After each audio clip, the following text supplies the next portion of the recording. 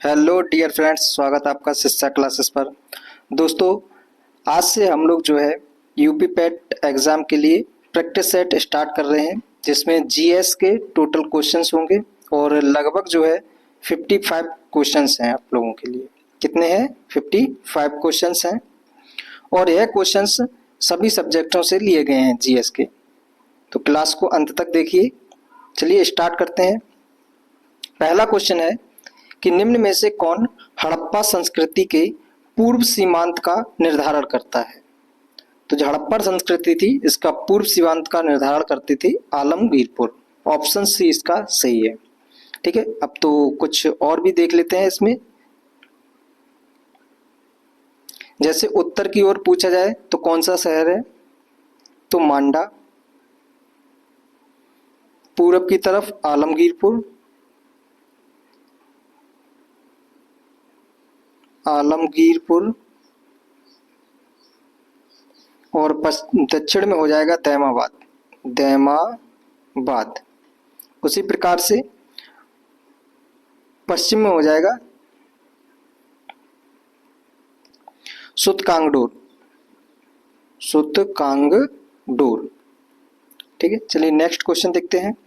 अगला क्वेश्चन है कि सूची 1 को सूची 2 से सुमेलित कीजिए। नीचे दिए गए कूट की सहायता से उत्तर चुनिए। ऋग्वेद, ऋग्वेद जो है वो किससे संबंधित है? तो हो जाएगा स्रोत और एवं प्रार्थनाओं से। तो ऑप्शन ए का हो जाएगा चौथा। सामवेद पता है हम लोग को संगीत से संबंधित है, तो सी का पहला। ठीक है, तो ए का चौथा और सी का पहला, तो हमारा हो जाएगा ऑप्शन ए इसका सही है। यजुर्वेद की बात करें तो हो जाएगा स्रोत एवं कर्मकांड, एक बी का दूसरा और डी का हो जाएगा तीसरा अर्थवेद, तंत्र मंत्र एवं वशीकरण। नेक्स्ट क्वेश्चन है अवेस्ता और ऋग्वेद में समानता है। अवेस्ता किस क्षेत्र से संबंधित है? अवेस्ता जो है ईरान क्षेत्र से संबंधित है। ऑप्शन बी इसका सही हो जाएगा। अवेस्ता और ऋग्वेद में भाषाई समानता होने के कारण यह आर्यों के साक्ष्य माने जाते हैं। नेक्स्ट है सूची 1 को सूची 2 से सुमेलित कीजिए। बौद्ध धर्म से संबंधित है। इनका बौद्ध धर्म जो है वो हुआ था किस चिन्ह से संबंधित था? तो कमल से। ठीक है, त्याग जो है वो उन्होंने कहाँ पे? तो घोड़ा का मतलब चिन्ह है उनका। प्रथम वचन सारनाथ में दिए थे और उस घटना को धम्मचक्र प्रवर्तन के नाम से जाना जाता है। और महाबोधि, बोधि वृक्ष में उन्होंने ज्ञान की प्राप्ति की थी। तो ए का चौथा, बी का दूसरा, सी का पहला और डी का तीसरा, तो ऑप्शन डी इसका सही है। नेक्स्ट है क्वेश्चन बुद्ध की खड़ी प्रतिमा निम्न में से किस काल में बनाई गई थी? तो बुद्ध की खड़ी प्रतिमा जो है कुषाण काल में बनवाई गई थी। ऑप्शन बी इसका सही है। नेक्स्ट क्वेश्चन है निम्नलिखित अभिलेखों में से किसमें अशोक का नाम उल्लेख है? तो ऑप्शन ए गुर्जरा, गुर्जरा, मार्स्की, मास्की, नेतुर, नेतुर। ठीक है, ये जो अभिलेख थे इनमें अशोक का नाम उल्लेखित है। नेक्स्ट है क्वेश्चन समुद्रगुप्त के प्रयाग प्रशस्ति वाले स्तंभ पर निम्नलिखित में से किसका उल्लेख मिलता है? तो जो प्रयाग प्रशस्ति है यह संस्कृत में है। किसमें है? संस्कृत में। और इसको किसके द्वारा लिखा गया है? हरिसेन, हरिसेन। हरिसेन समुद्रगुप्त के दरबारी कवि थे और इसी में जो है जहांगीर के बारे में उल्लेख है। ऑप्शन ए इसका सही हो जाएगा। समुद्रगुप्त को भारत का नेपोलियन भी कहा जाता है। भारत का नेपोलियन किसके द्वारा कहा गया था? तो जेम्स विंसेंट के द्वारा, जेम्स विंसेंट। अगला क्वेश्चन देखते हैं। नेक्स्ट क्वेश्चन है कि सातवाहन शासकों के संदर्भ में निम्नलिखित कथनों में से कौन सा कथन सत्य है? सातवाहन नरेश प्राकृत भाषा के पोषक थे, तो ये सही है। सातवाहन काल में कला के लोक पक्ष को अधिक प्रोत्साहन दिया, तो दोनों स्टेटमेंट जो है वो सही है। ऑप्शन बी इसका सही हो जाएगा। अगला है हर्ष के साम्राज्य की राजधानी थी। तो हर्ष के जो साम्राज्य की राजधानी थी वो कन्नौज थी। इससे पहले इनका जो थानेश्वर है हरियाणा का, वहां पे इनकी राजधानी थी। परंतु इनके जो बहनोई हैं उनकी मृत्यु हो जाने के बाद में, तो इनकी बहन ने जो कहा, बहन के द्वारा कहा गया कि आप जो है कन्नौज का भी सत्ता संभालिए। तो कन्नौज मतलब राजधानी उन्होंने ट्रांसफर कर ली थी। नेक्स्ट क्वेश्चन क्या है कि खजुराहो का कंदरिया महादेव मंदिर किसने बनवाया? तो चंदेल शासकों ने जो है खजुराहो का कंदरिया महादेव मंदिर बनवाया। नेक्स्ट क्वेश्चन है गुलामों का गुलाम किसे कहा जाता है? तो गुलामों का गुलाम जो है किसको कहा जाएगा? इल्तुतमिश को कहा जाता है। ऑप्शन डी इसका सही है। कुतुबुद्दीन ऐबक वो गुलाम थे, ठीक है, और उनका भी गुलाम था इल्तुतमिश। तो इस वजह से गुलामों का गुलाम जो है किसको कहा जाता है? इल्तुतमिश को कहा जाता है, ठीक है। कुतुबुद्दीन ऐबक ने कुतुब मीनार बनाने की शुरुआत की थी, ठीक। इनको लाख वक्स के नाम से भी जाना जाता है। नेक्स्ट क्वेश्चन देखते हैं। सूची 1 को सूची 2 से सुमेलित कीजिए। तिरुकुल्लम, तिरुकुक्कुरल क्या है? तो तिरुकुक्कुरल जो है एक दर्शन है, ठीक है। तोल्काप्पियम, तोल्काप्पियम जो है एक व्याकरण है, तोल्काप्पियम। तो ए का दूसरा, बी का चौथा, तो ए का दूसरा, बी का चौथा, तो ऑप्शन डी इसका सही है। सी का तीसरा है शिल्पादिकारम, शिल्पाकदारम जी किसका? प्रेम कथा से संबंधित है। मणिमेकलय, मणिमेकलय जो है वो बड़िक कथा से है। नेक्स्ट क्वेश्चन देखते हैं।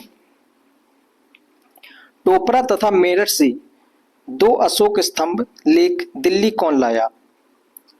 तो कौन लेके आया? फिरोज शाह तुगलक। ऑप्शन बी इसका सही है। एफएसटी के द्वारा टोपरा और मेरठ से 2 अशोक स्तंभ दिल्ली लेके आ गए। टोपरा कहाँ पे है? तो हरियाणा में है। अगला क्वेश्चन है कि निम्नलिखित ग्रंथों पर विचार कीजिए और उनको कालक्रम के अनुसार व्यवस्थित कीजिए, ठीक है। तो पहले कौन सा है? किताब उल हिंद, उसके बाद में पृथ्वीराज रासो, उसके बाद में है तबकात ए नासरी, और सबसे लास्ट में है फतवा ए जहांदारी। तो इसका सही आंसर हो जाएगा ऑप्शन डी, 3 2 4 1। अगला क्वेश्चन है निम्नलिखित में से किस मुगल बादशाह को 2 बार राज्याभिषेक हुआ है? यानी कौन सा राजा जो है जिसका 2 बार राज्याभिषेक हुआ? तो वो कौन है? औरंगजेब। ऑप्शन डी इसका सही है। पहला राज्याभिषेक जो है 21 जुलाई 1658 को हुआ, और दूसरा जो है 5 जून 1659 को हुआ। नेक्स्ट क्वेश्चन को देखते हैं। कैप्टन हॉकिंस के संदर्भ में निम्नलिखित कथनों पे कौन सा सही है? वह 1611 में जेम्स फर्स्ट के दूत के रूप में भारत आया। यह तुर्की का बहुत अच्छा ज्ञाता था। तो 1611 में नहीं आया था, कब आया था? 1608 में आया था, ठीक है। किसके दरबार में आया था? तो जहांगीर के, जहांगीर के दरबार में आया, और इसकी तुर्की भाषा बहुत अच्छे से आ रही थी। और जो अजमेर में चिश्ती की दरगाह है वहां पे जहांगीर थे, और वहीं पे मिलने के लिए गया कैप्टन हॉकिंस। जब वहां पे मिला जाके तो उनसे मतलब बात की तुर्की में, तो जब तुर्की में बात की तो जहांगीर काफी ज्यादा खुश हुए, प्रसन्न हुए, और उनको इंग्लिश खां की उपाधि भी दी, ठीक। तो इसका सही आंसर क्या हो जाएगा? ऑप्शन दूसरा जो है केवल बी इसका, सॉरी, जो दूसरा वाला स्टेटमेंट है वो केवल सही है, बाकी पहला वाला गलत है। तो ऑप्शन डी इसका सही है। नेक्स्ट क्वेश्चन को देखते हैं। नेक्स्ट है क्या क्वेश्चन कि निम्नलिखित युद्धों पर विचार कीजिए और उनको कालक्रम के अनुसार व्यवस्थित कीजिए। तो जो युद्ध दिए गए हैं उनको कालक्रम के अनुसार व्यवस्थित करना है। पहले कौन सा हुआ? तो चंदेरी का युद्ध हुआ, उसके बाद में चौसा का युद्ध, फिर उसके बाद में कन्नौज का युद्ध, और सबसे लास्ट में हुआ था तालीकोटी का युद्ध। तो ऑप्शन बी इसका सही है। भाई बात करें कन्नौज का युद्ध कब हुआ था, तो 1540 को। किसके किसके बीच में, तो हुमायूं और शेरशाह सूरी, शेरशाह सूरी इनके बीच में हुआ। और इस युद्ध को ही जो है बिलग्राम का युद्ध के नाम से भी जाना जाता है, बिलग्राम, बिलग्राम का युद्ध। नेक्स्ट है चंदेरी का युद्ध। तो चंदेरी का युद्ध हुआ था 1528 में, 1528 में हुआ था। किसके किसके बीच में हुआ चंदेरी का युद्ध, तो मुगल शासक, मुगल और राजपूतों के बीच में, राजपूत। तालीकोटा का युद्ध ये कब हुआ था, तो तालीकोटा का युद्ध हुआ 1565 में, 1565 में हुआ। किसके किसके बीच में, तो विजयनगर साम्राज्य, विजयनगर साम्राज्य और सल्तनतों के गठबंधन, यानी गठबंधन की सरकार थी, गठबंधन, गठबंधन। दक्षिण में गठबंधन था, कौन कौन थे उसमें, तो बीजापुर, अहमदनगर, गोलकुंडा और बीदर। कौन कौन, बीजापुर, गोलकुंडा, बीदर और अहमदनगर, अहमदनगर। इसमें जो है बरार क्षेत्र शामिल नहीं हुआ था। चौसा का युद्ध 1539 को हुआ था। किसके किसके बीच में, तो हुमायूं और शेरशाह के बीच में हुआ था। नेक्स्ट क्वेश्चन देखते हैं। अगला क्वेश्चन क्या है, तो सहायक संधि को किस काल में क्रियान्वित किया गया था, किसके काल में क्रियान्वित किया गया था, कॉर्नवालिस। ऑप्शन ए इसका सही है। कॉर्नवालिस के समय पे सहायक संधि को क्रियान्वित किया गया था। और कॉर्नवालिस को किस लिए जाना जाता है, तो पुलिस व्यवस्था का इन्होंने ही स्टार्ट की थी। सिविल सेवा के जनक इनको ही माना जाता है, कॉर्नवालिस को ही। और कॉर्नवालिस की जो है मृत्यु जो भारत में ही हो गई थी, तो इसलिए इनकी समाधि जो है वो उत्तर प्रदेश के गाजीपुर में स्थापित की गई, बनवाई गई थी। उसके बाद में कॉर्नवालिस ने स्थायी बंदोबस्त व्यवस्था स्टार्ट की थी, स्थायी बंदोबस्त व्यवस्था, बंदोबस्त व्यवस्था स्टार्ट की थी। ठीक है, नेक्स्ट क्वेश्चन देखते हैं। अगला है क्वेश्चन, वांडीवास के युद्ध जो 1760 में हुआ था, इसमें क्या हुआ था। ठीक है, तो वांडीवास का युद्ध जो हुआ था ब्रिटिश और फ्रेंच के बीच में हुआ था, जिसमें ब्रिटिश ने फ्रेंच को हरा दिया था। ऑप्शन सी इसका सही हो जाएगा। ठीक, और इस युद्ध के बाद में 1764 में पेरिस की संधि हुई, पेरिस की संधि। अगला क्वेश्चन है, निम्न में से कौन चतुराईपूर्ण निष्क्रियता की नीति के साथ जुड़ा हुआ था, तो जॉन लॉरेंस। जॉन लॉरेंस जो है चतुराईपूर्ण निष्क्रियता की नीति के साथ जुड़ा हुआ था। ऑप्शन डी इसका सही है। अगला है क्वेश्चन, निम्नलिखित में से कौन सा युग्म सुमेलित नहीं है। नासिक गोमतीपुत्र हाथी गुम्फा अभिलेख जो है खारवेल के द्वारा, भीतरी अभिलेख पुलकेशन द्वितीय और गिरनार रुद्रदामन प्रथम। तो भीतरी अभिलेख जो है वह स्कंद गुप्त के द्वारा बनवाया गया था, ना कि पुलकेशन द्वितीय। तो किसके द्वारा था ये, स्कंद गुप्त। और पुलकेशन द्वितीय के द्वारा पूछा जाए तो ऐहोल अभिलेख, ऐहोल अभिलेख। तो इसका सही आंसर है ऑप्शन सी, भीतरी अभिलेख जो है स्कंद गुप्त का है, ना कि पुलकेशन द्वितीय का। नेक्स्ट क्वेश्चन है, भारतीय राष्ट्रीय कांग्रेस के सर्वप्रथम मुस्लिम अध्यक्ष थे। तो इंडियन नेशनल कांग्रेस की स्थापना की बात की जाए तो दिसंबर 1885 को, दिसंबर 1885 को इसकी स्थापना हुई। और कहाँ पे हुई, बॉम्बे में, गोकुल तेजपाल संस्कृत विश्वविद्यालय में, वहां पे हुई थी। और जिसके अध्यक्ष मतलब किसके द्वारा इसकी स्थापना की गई थी, तो ए.ओ. ह्यूम के द्वारा इसकी स्थापना की गई। किसके द्वारा, ए.ओ. ह्यूम। इसके पहला जो सेशन हुआ था वो कहाँ पे हुआ था, तो बॉम्बे में हुआ था। और इसकी अध्यक्षता जो है व्योमेश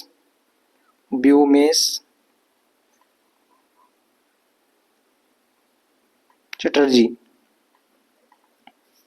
ठीक है, व्योमेश चंद्र चटर्जी के द्वारा की गई थी।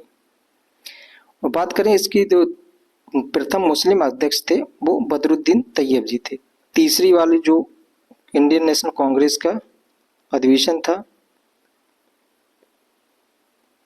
थर्ड, जिसके अंदर इन्होंने इसकी अध्यक्षता की थी, ठीक है, 85, 86 यानी 87 में, 1887 में इसकी इन्होंने अध्यक्षता की। तो इसका सही आंसर है ऑप्शन डी, बदरुद्दीन तैयब जी। नेक्स्ट क्वेश्चन क्या है, काकोरी केस के अभियुक्तों के बचाव हेतु किसकी अध्यक्षता में एक समिति का गठन किया गया था? तो काकोरी जो है इसकी स्थापना, मतलब घटना क्यों घटी थी? तो काकोरी घटना और किससे संबंधित है, तो उससे पहले कुछ देख लेते हैं, जैसे इसका बैकग्राउंड। तो HSRA,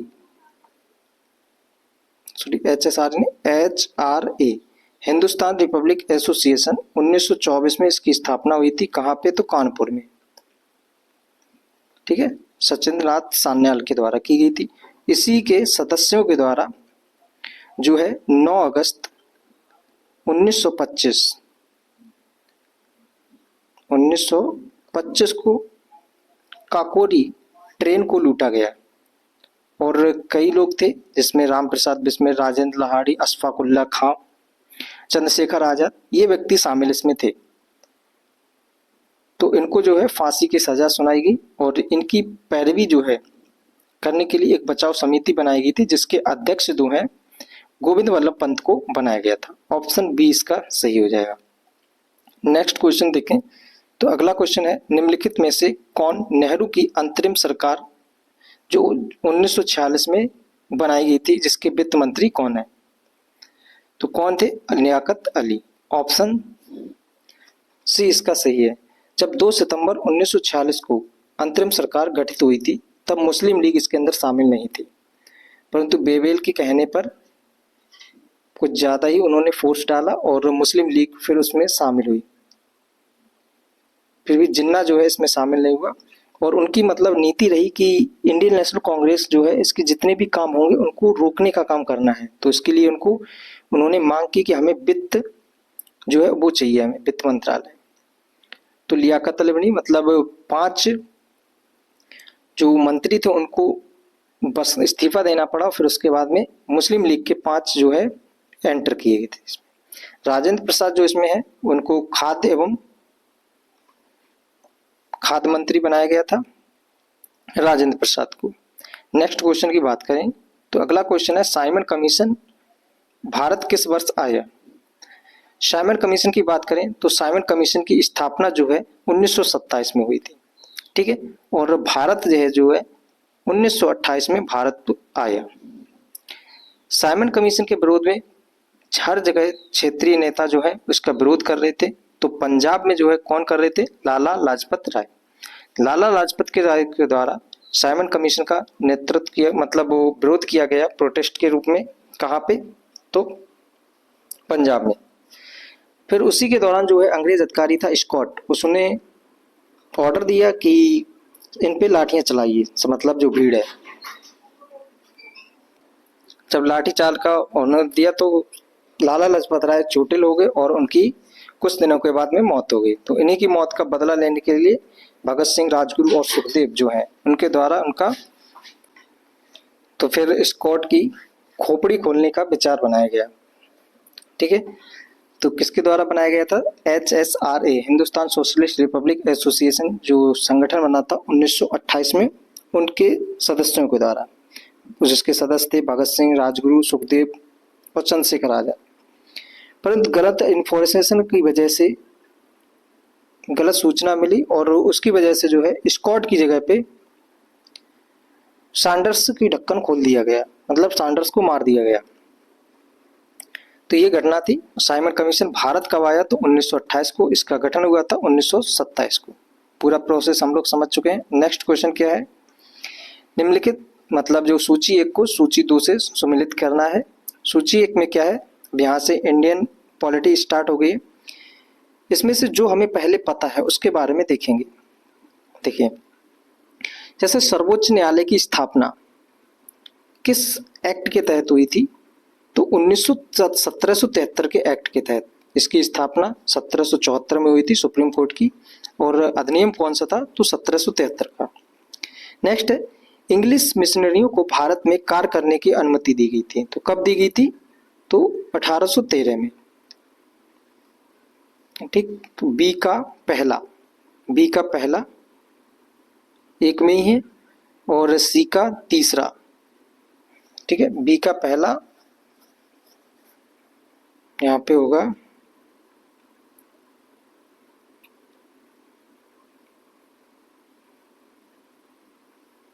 यहाँ पे ये गड़बड़ हो गया है। देखो कौन सा होगा? बी का पहला, यहाँ पे बना ले रहे हैं ए बी सी और डी। ए का हो जाएगा नियंत्रण परिषद की स्थापना जो है 1784 में, तो ए का दूसरा। ठीक है, सर्वोच्च न्यायालय की स्थापना जो है कब की गई थी? तो की गई थी 1773 का एक्ट के तहत, यानी कि पहला। और इंग्लिश मिशनरी को भारत में कार्य करने की अनुमति दी गई थी 1813 में, तो इसका तीसरा। और डी का हो जाएगा गवर्नर जनरल की परिषद में कानूनी सदस्य की नियुक्ति की गई थी, चार्टर एक्ट 1833 का, तो इसका चौथा। ठीक है, और पहला विधि सदस्य कौन था? तो मैकाले था। चलिए अगला क्वेश्चन देखते हैं। अगला क्वेश्चन क्या है कि भारत के संविधान निर्माताओं ने 7वीं अनुसूची में वर्णित समवर्ती सूची जो किया था, इसकी अवधारणा कहाँ से ग्रहण की थी? तो 7वीं अनुसूची जो है वो कहाँ से ग्रहण की थी? ऑस्ट्रेलिया से। ऑप्शन बी इसका सही हो जाएगा। 3 सूचियों में वर्गीकृत है। कौन कौन सी सूची है? तो संघ सूची, राज्य सूची और समवर्ती सूची। संघ सूची भारत में किसी भी जगह के लिए कानून या विधि बना सकती है, और जब भी कानून बनाएगी तो पूरे भारत में एक साथ लागू होगी। राज्य सूची जो है वो राज्य में कहीं पे भी अपने नियम कानून यानी विधि बना सकती है। समवर्ती सूची में दोनों लोग जो है विधि बनाने का राइट्स है। जब दोनों बनाते हैं तो अगर किसी विधि में इनमें विरोध उत्पन्न होता है तो संघ जो है उसकी विधि को सर्वोच्चता मानी जाएगी। परंतु एक कंडीशन ऐसी है, अगर समवर्ती सूची में राज्य गवर्नमेंट कोई भी विधि बनाती है और उसको राज्यपाल ने जो है राष्ट्रपति के लिए आरक्षित कर दी है और राष्ट्रपति ने उसको अनुमति दे दी गई, तो उस समय पे राज्य सूची के द्वारा मतलब राज्य के द्वारा जो भी विधि बनाई गई होगी उसको सर्वोच्च माना जाएगा, मतलब उसको मान्य किया जाएगा, जबकि संघ वाली उसको समाप्त किया जाएगा। नेक्स्ट क्वेश्चन देखते हैं। अगला क्वेश्चन क्या है कि भारतीय संविधान के किस अनुसूची में दल बदल विरोधी कानून स्थित है? ठीक है, तो दल बदल विरोधी कानून कौन सी अनुसूची में है? तो 10वीं अनुसूची में। ऑप्शन सी इसका सही है। ये कब मतलब जोड़ा गया था? तो 52वां 52 कॉन्स्टिट्यूशन अमेंडमेंट के द्वारा इसको जोड़ा गया था। ठीक है, दल बदल कानून। छठी अनुसूची में क्या है? तो छठी अनुसूची में कुछ क्षेत्र हैं जैसे असम, त्रिपुरा, मेघालय और मिजोरम, इनको जो है विशेष राज्य का दर्जा दिया गया। ठीक, यानी कि यहाँ पे जो SC ST जो है उनको प्रशासनिक नियंत्रण किया जाएगा। ठीक है, 9वीं अनुसूची में जो है विधि में जो भी कानून संबंधित नियम बनाए जाएंगे वो सब इसके अंदर आएंगे। जैसे भूमि सुधार अधिनियम जो आया था वो इसी के अंतर्गत आया था 9वीं के अंदर। नेक्स्ट क्वेश्चन क्या है? अगला क्वेश्चन है कि भारत के राष्ट्रपति को महाभियोग द्वारा हटाने की प्रक्रिया निम्न में से किस अनुच्छेद में स्थित है? तो ऑप्शन बी इसका सही है, 61 में। ठीक है, महाभियोग की प्रक्रिया जो है किसमें है? तो 61 में है। राष्ट्रपति की बात करें तो इनके कुछ अनुच्छेद हैं, उनको देख रहे हैं। तो एक ट्रिक है, उससे याद करने की कोशिश करेंगे। ट्रिक क्या है? तो प का नी को का दियो दशम। ठीक है, पासे यानी कि पद किस में है, तो 52 में है। यहाँ पे लिख रहे हैं 52, 53, 54, 55, 56, 57, 58, 59, 60 एंड 61। ठीक है, पद है यहाँ पे। और कहाँ से हो जाएगा, कार्यपालिका के प्रमुख के रूप में, तो 53, नीचे निर्वाचन 54, यहाँ पे क्या हो जाएगा,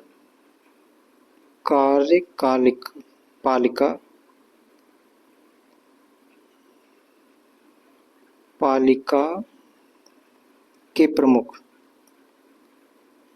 53, निर्वाचन चुनाव इनके, तो निर्वाचन में 54, इनके कोटा की बात की गई है कि कितना कोटा होगा। ठीक है, तो 56, 1/6 मतलब इतना तो इनको चाहिए। नेक्स्ट है कार्यकाल इनका 5 वर्ष का 56, और दोबारा चुने जा सकते हैं, तो इसके लिए 57। योग्यता इसमें दी गई हैं, योग्यता 58, इसमें इनकी दशाएं हैं यानी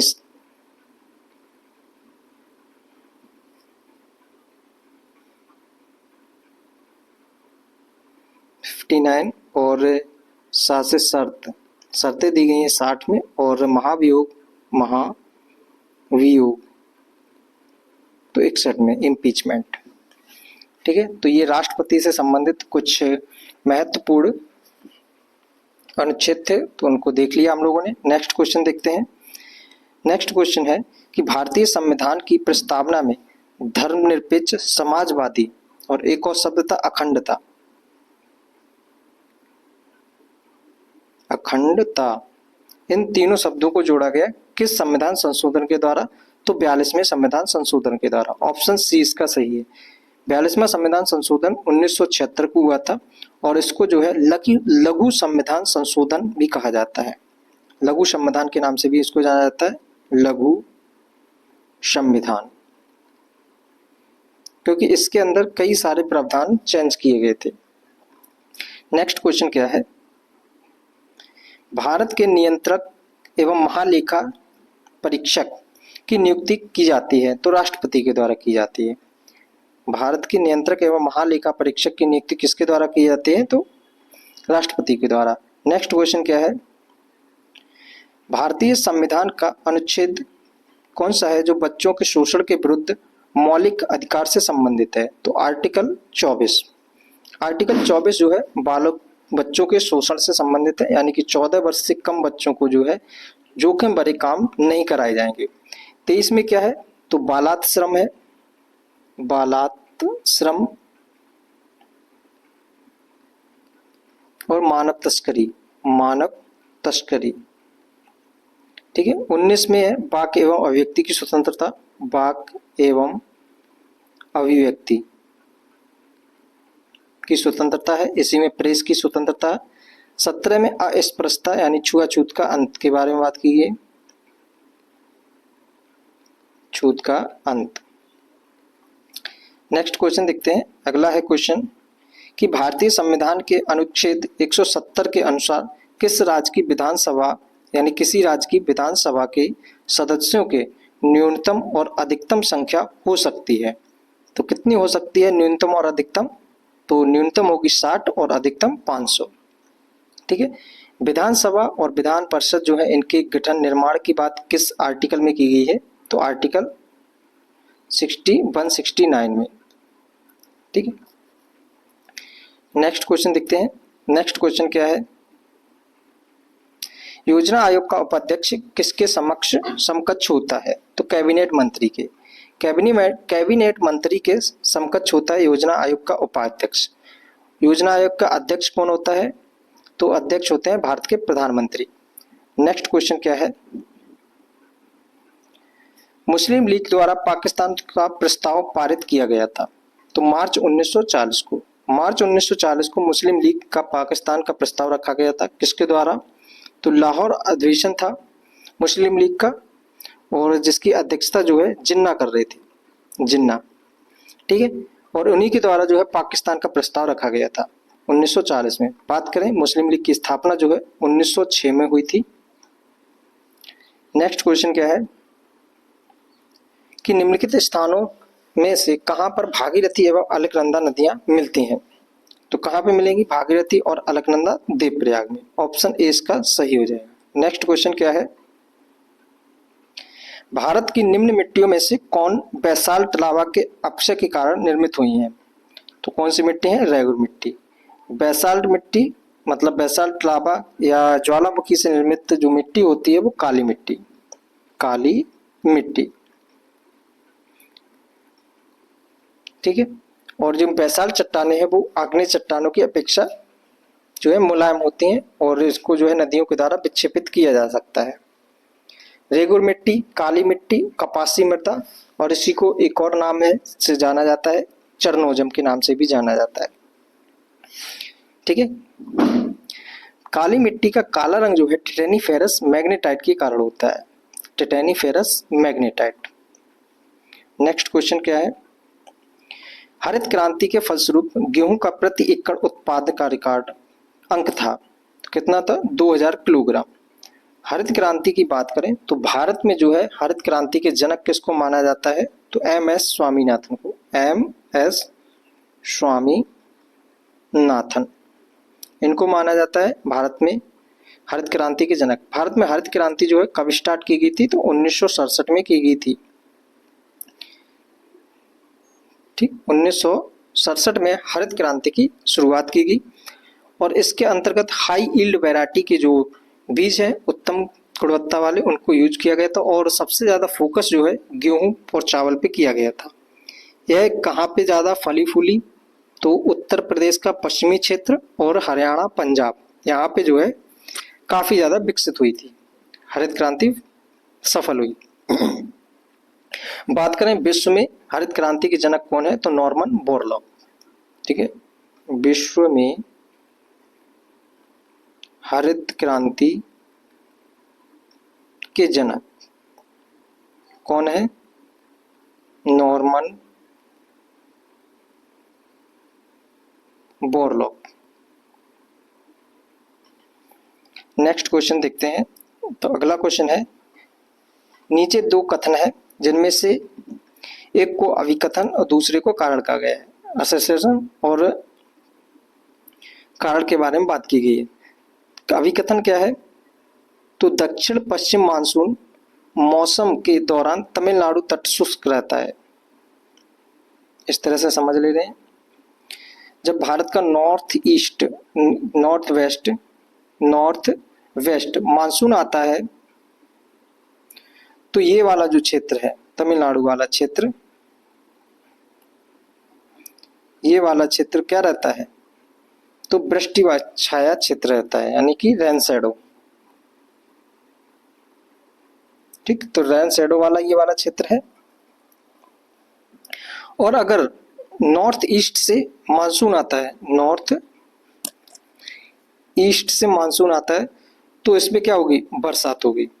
बात करें ये तो अरब सागर की ओर शाखा थी नॉर्थ वेस्ट की, अगर बंगाल की ओर वाली शाखा जाए तो इसकी क्या होगी? समांतर होगी, ठीक। तो क्या कह रहा है अगला पॉइंट कि तमिलनाडु तट बंगाल की खाड़ी की शाखा के समांतर स्थित है, तो सही बात है, बंगाल की खाड़ी की शाखा कैसे समांतर स्थित है। और दक्षिण पश्चिम मानसूनी अरब सागर की शाखा के वृष्टि छाया क्षेत्र है, तो ये दोनों क्या है? सही है। इसका कारण कथन भी सही है और उसका एक्सप्लेनेशन भी सही है, तो इसका सही आंसर हो जाएगा ऑप्शन डी। ए और आर दोनों सत्य हैं, आर ए की सही व्याख्या भी कर रहा है। तो बात करें तमिलनाडु तट पर बरसात किस मानसून के द्वारा होती है? तो उत्तर पूर्वी मानसून के द्वारा होती है, ठीक है। लौटते हुए मानसून से बरसात होती है तमिलनाडु तट पर अक्टूबर, नवंबर, दिसंबर के समय पे। नेक्स्ट क्वेश्चन देखते हैं। तो अगला क्वेश्चन है, राष्ट्रीय बागवानी परिषद की स्थापना हुई थी, तो 1984 में राष्ट्रीय बागवानी परिषद की स्थापना हुई। ऑप्शन सी इसका सही है। अगला क्वेश्चन है, कि रिंग ऑफ फायर संबंधित है। रिंग ऑफ फायर जो है यहाँ पे प्रशांत महासागर में स्थित है और यह एक सर्कल की तरह बन जाता है। प्रशांत महासागर कैसा है हमारा, तो एक चक्र की तरह है, ठीक है, यानी कि वृत्त की तरह।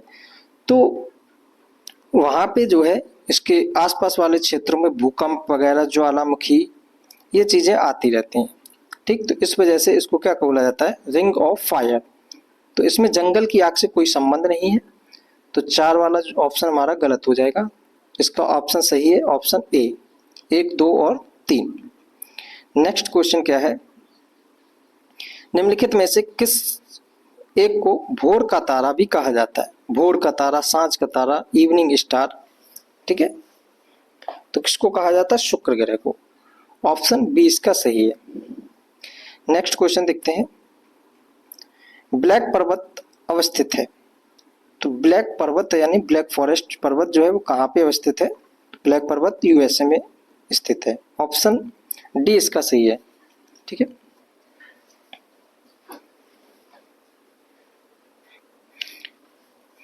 नेक्स्ट क्वेश्चन देखते हैं, अगला क्वेश्चन है, वायुमंडल की सबसे अधिक किस गैस का प्रतिशत है। सबसे अधिक किस गैस का प्रतिशत है, नाइट्रोजन जो है कितने परसेंट है, 78% है। उसके बाद में ऑक्सीजन, ऑक्सीजन लगभग में 21% है। उसके बाद में कार्बन डाइऑक्साइड CO2 तुम्हारी 0.3% और आर्गन जो है वो इससे ज्यादा है। तो सबसे कम कौन सी है, तो सबसे अधिक की बात की जा रही है तो नाइट्रोजन कितने परसेंट है, 78% है। नेक्स्ट क्वेश्चन है, प्रसिद्ध रूर प्रदेश, रूर कोयला क्षेत्र जो है किस देश में स्थित है, तो जर्मनी में। ऑप्शन ए इसका सही है, ठीक है। रूर प्रदेश या रूर क्षेत्र कहाँ पे है, तो जर्मनी में स्थित है। नेक्स्ट क्वेश्चन है, डेसिबल इकाई का प्रयोग किया जाता है, तो ध्वनि मापने में डेसिमल इकाई का प्रयोग किया जाता है। ऑप्शन बी इसका सही हो जाएगा। अगला क्वेश्चन दिया गया है कि सूची 1 को सूची 2 से सुमेलित कीजिए। मतलब ब्लीचिंग पाउडर जो है इसके किस नाम से जाना जाता है, ब्लीचिंग पाउडर को, तो कैल्शियम ऑक्सीक्लोराइड ए का तीसरा हो जाएगा। और इसी को जो है कैल्शियम हाइपोक्लोराइड के नाम से भी जाना जाता है। बेकिंग सोडा, तो बेकिंग सोडा हो जाएगा हम लोगों का sodium bicarbonate. Washing powder sodium carbonate. Plaster of Paris calcium sulphate hemihydrate. तो इनके फॉर्मूला भी लिख लेते हैं, जैसे सोडियम बाइकार्बोनेट है, इसको क्या बोलेंगे हम लोग, तो NaHCO3, NaHCO3 सोडियम कार्बोनेट जी हमारा क्या है, सोडियम बाइकार्बोनेट NaHCO3, और सोडियम कार्बोनेट का फॉर्मूला हो जाएगा Na2CO3। कैल्शियम ऑक्सीक्लोराइड CaOCl2, ये किसका हो जाएगा, तो कैल्शियम क्लोराइड। और इसी को कैल्शियम हाइपोक्लोराइड के नाम से भी जानते हैं, ब्लीचिंग पाउडर को। प्लास्टर ऑफ पेरिस का हो जाएगा CaSO4 × ½ H2O, ये प्लास्टर ऑफ पेरिस का है। नेक्स्ट क्वेश्चन देखते हैं, अगला क्वेश्चन क्या है, मीरा सेठ समिति का संबंध किससे था, तो मीरा सेठ समिति का संबंध जो है हथकरघा का विकास से था। ऑप्शन ए इसका सही है।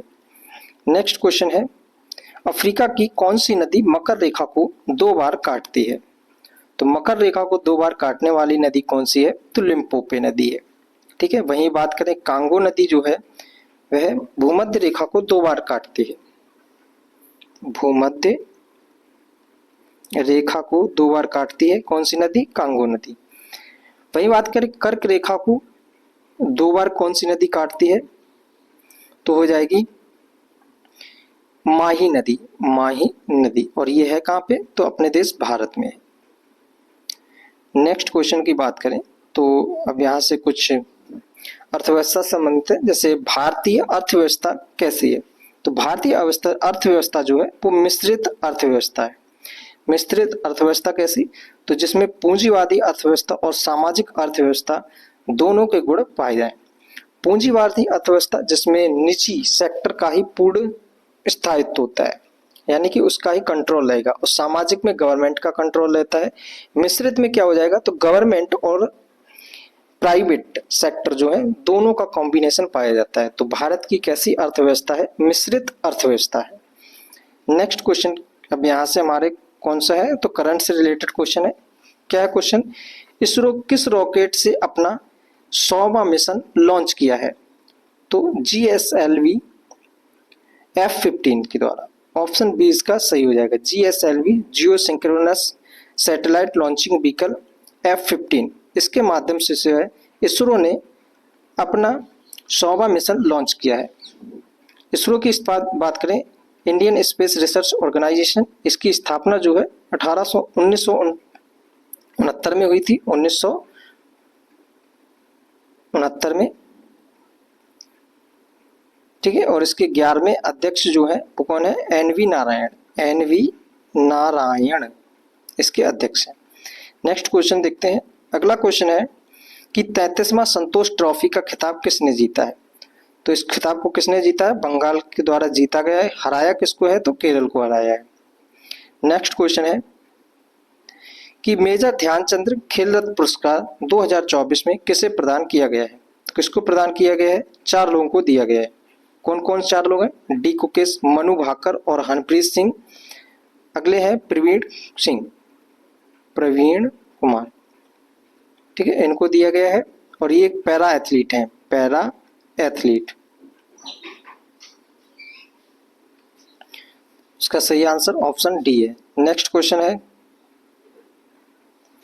ब्रिक्स संगठन का 10वां पूर्ण सदस्य कौन बना है? तो इंडोनेशिया। इसरो का 11वां अध्यक्ष किसको नियुक्त किया गया है? तो NV नारायण को। ऑप्शन ए इसका सही है। सोमनाथन कौन से नंबर के थे? तो 10वें नंबर के, ये हैं 11वें नंबर के। नेक्स्ट क्वेश्चन क्या है? ऑस्ट्रेलिया ओपन में पुरुष एकल का खिताब किस खिलाड़ी ने जीता है? तो जैनिक सिनर। ऑप्शन बी इसका सही है, पुरुष में जीता है। अगर महिला की बात करें तो मेडिसन।